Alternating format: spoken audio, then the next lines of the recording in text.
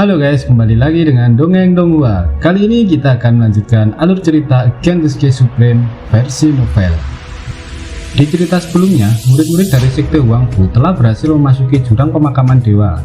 Dan karena energi mereka akan segera habis, Tanjun meminta mereka untuk segera keluar dari jurang pemakaman dewa. Apa yang akan terjadi selanjutnya? Langsung saja kita ke alur ceritanya.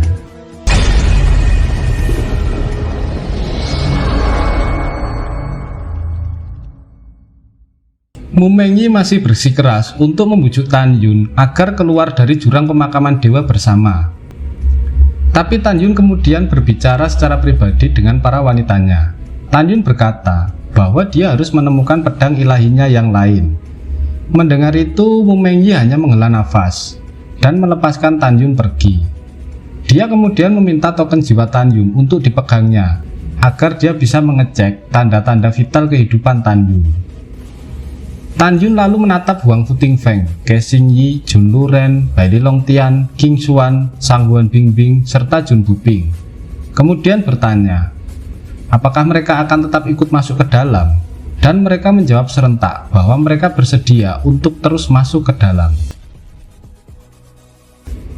Tiba-tiba Singa Naga Emas merasakan sesuatu yang berbahaya menuju mereka.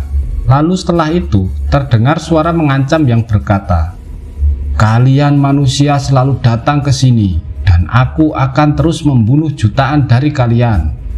Hari ini kalian semua akan mati juga di sini." Mendengar itu, semua orang tampak ketakutan. Karena monster ini sudah dapat berbicara, berarti dia telah berada di tingkat 4. Dalam situasi panik, Tanjun menyuruh mereka segera pergi keluar. Tapi Mumengyi dan yang lainnya tetap menginginkan Tanjun juga ikut pergi bersama. Sedangkan menurut Tanjun, jika pergi bersama, maka mereka semua akan terbunuh. Jadi Tanjun akan menghalangi agar bisa memberi mereka waktu untuk melarikan diri. Bentrokan terjadi, gelombang energi tersebar, dan raungan memekakan telinga terus menggema.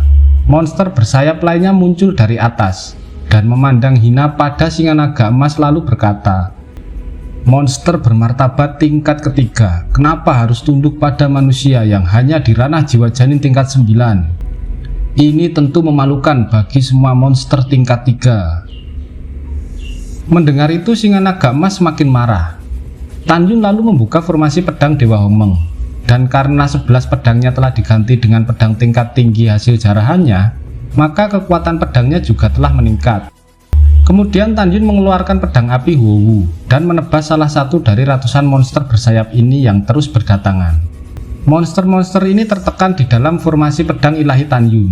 Banyak dari mereka ingin melarikan diri setelah melihat Tanjun membelah rekan mereka dengan pedang ilahi. Beberapa saat kemudian, ratusan monster bersayap ini sudah dibersihkan Tanjun. Sementara Singa Naga Emas sedang bertarung dengan monster hitam itu dan berhasil melukainya. Monster itu tidak percaya bagaimana bisa monster level 3 bisa melukai monster tingkat 4 seperti dirinya. Pertarungan ganas antara Singa Naga Emas dan burung hitam raksasa itu terus berlangsung. Perbedaan level tentu menjadi kesulitan tersendiri bagi Singa Naga Emas untuk mengimbanginya. Sementara Tanjun sibuk membantai monster-monster kecil lainnya. Lalu Tanjun memancing para monster itu ke kabut hitam di jurang. Tapi tanpa disadari Tanjun, kabut hitam itu mengalir masuk ke dalam kantong binatang di pinggangnya. Kabut hitam itu menyelubungi kera pembunuh yang membuat auranya semakin besar dan mulai terlihat tanda-tanda kebangkitan. Aura kera ini telah memasuki tingkat 4. Tanjun terus bertarung dan menyerang pimpinan para binatang monster ini. Tapi melawan satu serangannya saja, Tanjun terluka parah hingga kehilangan satu lengannya. Meskipun api dari monster itu tidak dapat membakar Tanjun. Dalam keadaan terjepit, Tanjun menancapkan pedang api lainnya ke salah satu sayap monster tingkat 4 itu.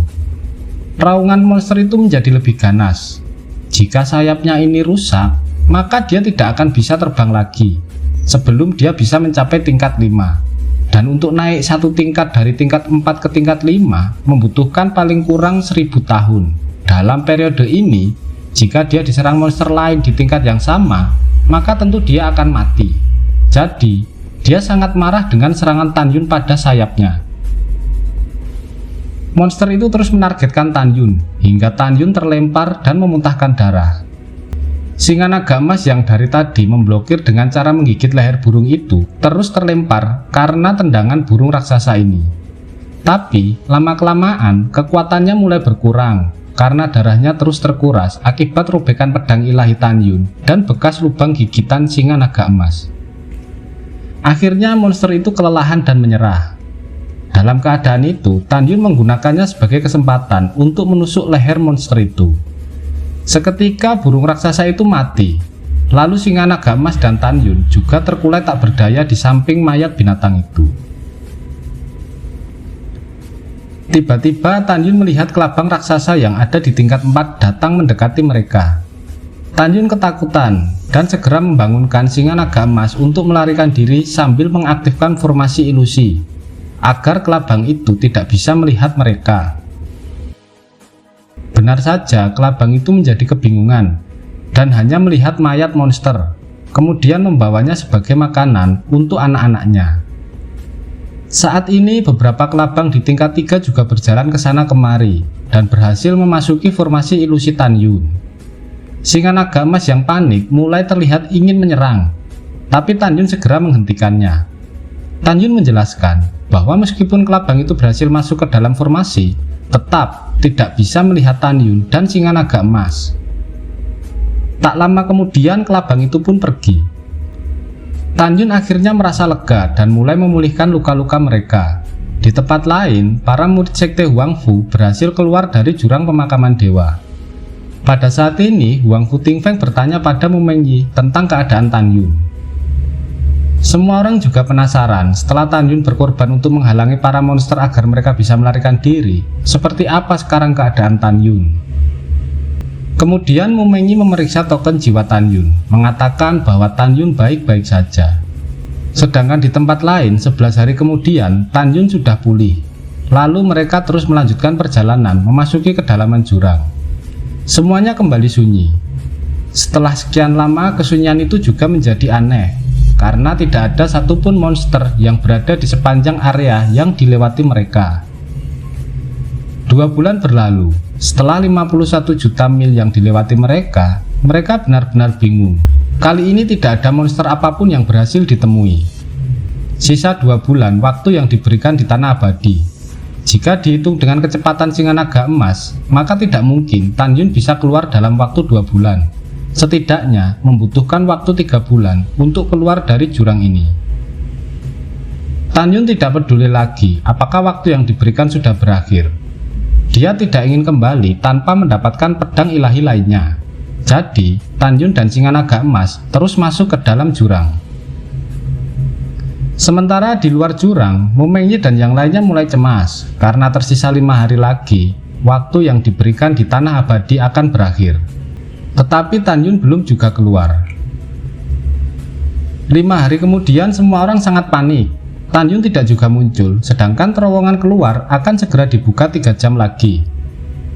Ketika terowongan itu ditutup, maka tidak ada lagi yang bisa keluar. Itu berarti kematian bagi siapapun yang tertinggal di dalam tanah abadi.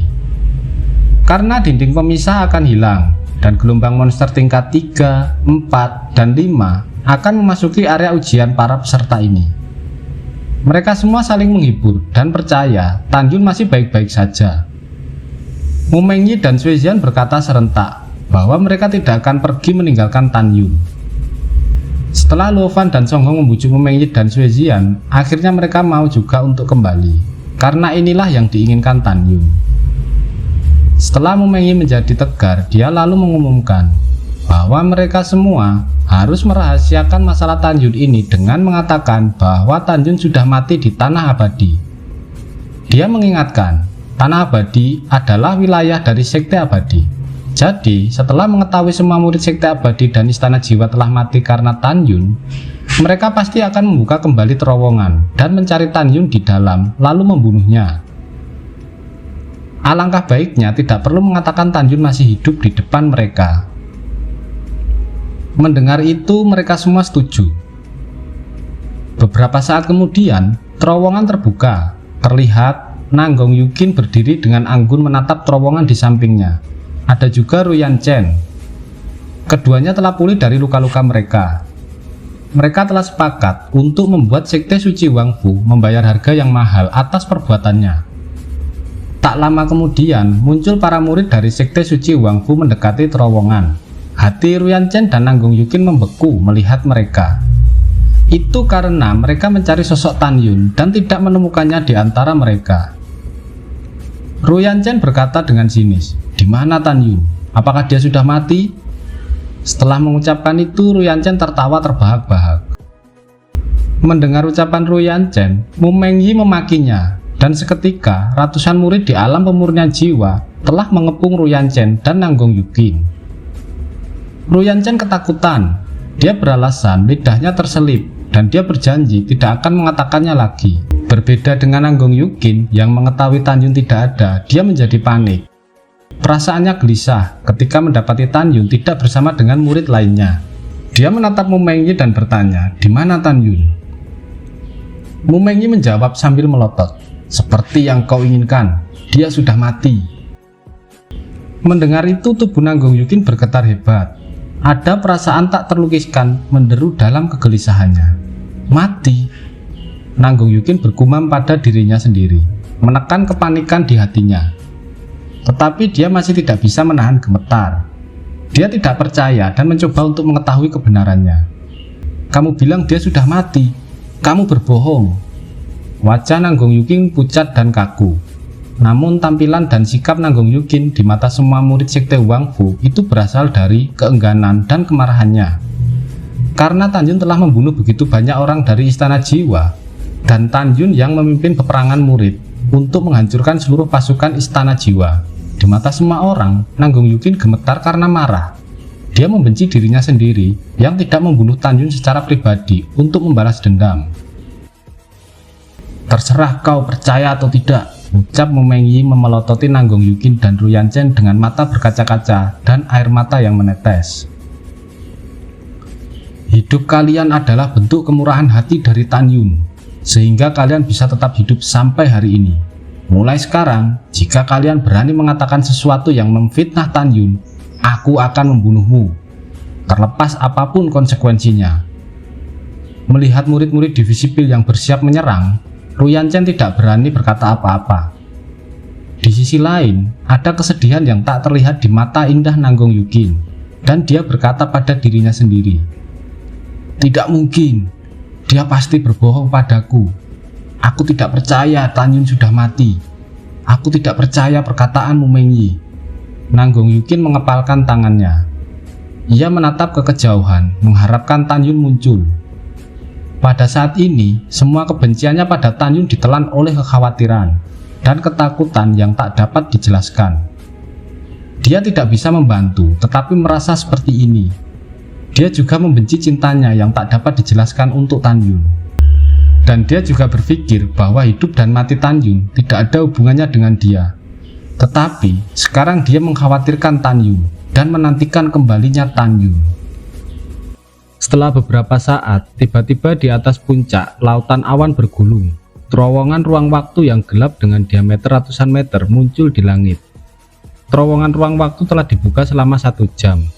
Namun belum ada yang mau bergegas masuk untuk keluar duluan. Murid Sekte Suci Wangfu dan yang lainnya masih menantikan kedatangan Tan Yun. Mereka masih berharap ada keajaiban. Ruyan Chen ingin melihat dengan matanya sendiri apakah Tan Yun masih hidup. Jika Tan Yun tidak muncul sampai terowongan waktu ditutup, dia baru percaya bahwa Tan Yun benar-benar sudah mati. Jantung murid Sekte Suci berdetak sangat keras. Waktu berlalu dan setelah setengah jam tidak ada tanda-tanda dari Tan Yun. Beberapa saat lagi terowongan ruang dan waktu akan segera ditutup dan para murid dari Sekte Suci Wangfu melihat ke arah jurang pemakaman. Air mata mereka seperti membanjiri dunia. Sudut mulut Ruyan Chen sedikit naik. Dia menahan senyum. Jika tidak ada murid yang mengancamnya, tentu saja dia akan tertawa lebar kali ini. Di sisi lain, Nanggung Yukin masih terlihat tenang. Tidak ada yang memperhatikan kuku di kedua tangannya telah tertusuk dalam ke telapak tangan ketika terowongan hampir ditutup. Tan Yun! Lo Fan yang selalu tenang tiba-tiba membanting lututnya ke tanah. berlutut di puncak melihat ke arah jurang pemakaman dewa. Air mata mengalir di pipinya. Dia meraung, "Terima kasih atas semua pertolonganmu selama ini, Saudara Tan." Semua murid divisi pil segera berlutut dan diiringi dengan tangis. Mereka berterima kasih atas semua pertolongan Tan Yun selama ini. Meskipun mereka tahu bahwa Tan Yun masih hidup, tetapi mereka tidak berani memikirkan bagaimana Tan Yun akan bertahan hidup menghadapi gelombang binatang ketika dinding pembatas yang melindungi area mereka akan menghilang. Di mata semua orang, Tan Yun memang memiliki singa naga emas. Tetapi singa naga emas hanyalah monster tingkat ketiga. Tidak peduli seberapa kuatnya itu, tidak akan mampu melawan monster tingkat yang lebih tinggi darinya. Pada saat ini, Huang Futing Feng, Ke Xing Yi, Jun Buping, Sang Huan Bingbing, Bai Li Long Tian, Xiao Qing Xuan, Lu Ren, dan murid lainnya semua berlutut. Mereka tahu bahwa Tan Yun layak mendapatkan ucapan selamat tinggal yang penuh hormat. Karena Tan Yun telah menyelamatkan hidup mereka 2 kali.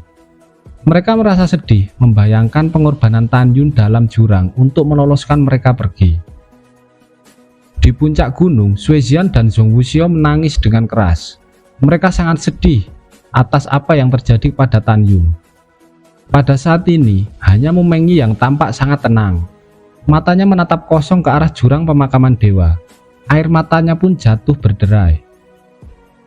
"Jangan menangis. Kurasa Tan Yun tidak ingin melihat kita seperti ini sekarang," ucap Mu Mengyi sambil memejamkan matanya dan mengajak semua murid sekte suci. "Terowongan waktu masih ada 5 nafas untuk ditutup. Jadi ayo masuk semua." Segera semua murid menaiki pedang terbang, melesat ke terowongan ruang waktu dan menghilang. Hanya Mu Mengyi, Zhong Wuxiao, dan Sui Jian yang masih berada di tempatnya. Mu Mengyi membuka matanya dan mengajak Zhong Wuxiao serta Sui Jian untuk pergi. Sebelum dia pergi, mereka mengarahkan pedangnya ke arah jurang pemakaman dewa untuk sesaat, kemudian memalingkan kepalanya dan terbang ke arah terowongan waktu. Di puncak, Ruyan Chen segera mengajak Nanggong Yukin untuk memasuki terowongan ruang dan waktu. Lalu dia segera terbang ke terowongan ruang waktu dan menghilang tanpa jejak. Pada saat ini, terowongan ruang dan waktu akan segera ditutup. Masih ada 3 nafas terakhir yang tersisa. Ketika semua orang sudah pergi, Nanggong Yukin tiba-tiba jatuh ke tanah, mencengkeram jantungnya dengan tangan kanannya. Tubuhnya yang halus berkedut hebat. Dia merasa sakit hati dan tidak tahan lagi. "Tan Yun!" ucap Nanggong Yukin memanggil dengan air mata dan seteguk darah menyembur keluar dari mulutnya. Pada saat ini semua kebenciannya pada Tan Yun menghilang. Dia yakin bahwa Tan Yun benar-benar mati. Kesedihan tak berujung mengamuk di setiap sarafnya. Pria yang membuatnya merasa sedih dan patah hati telah tiada. Ketika tidak ada orang yang melihat lagi, dia mulai berteriak, "Tolong jangan mati. Aku tidak akan membalas dendam padamu. Aku tidak akan membalas dendam. Aku hanya memintamu untuk muncul di hadapanku hidup-hidup. Aku tidak ingin kehilanganmu. Aku tak bisa kehilanganmu." Setelah mengucapkan itu, Nanggong Yukin akan segera bergegas untuk memasuki terowongan ruang dan waktu. Pada saat ini, di atas puncak, terowongan ruang dan waktu mulai menyusut perlahan. Dengan darah dan air mata, Nanggong Yukin menanggung kesedihan yang tak ada habisnya, berdiri dengan gemetar, menginjak pedang terbang, dan melesat ke terowongan ruang dan waktu. Segera, terowongan ruang waktu itu ditutup, seolah-olah tidak pernah muncul sebelumnya. Oke guys, sampai di sini dulu alur cerita kali ini. Kita bertemu lagi di episode selanjutnya. Jangan lupa like, share, dan subscribe. Terima kasih.